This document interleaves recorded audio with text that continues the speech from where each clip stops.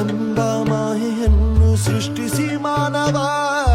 ಖಾಲಿ ಜೇಬು ನೋಡಿಕೊಂಡು ದೇವರ ಬೈಯುವ ಜನ ಜನ ಕುಣಿಯುವ ಕಾಂಚನ ಉಳಿಸಲು ಉರುಳುವ ಪ್ರಾಣನ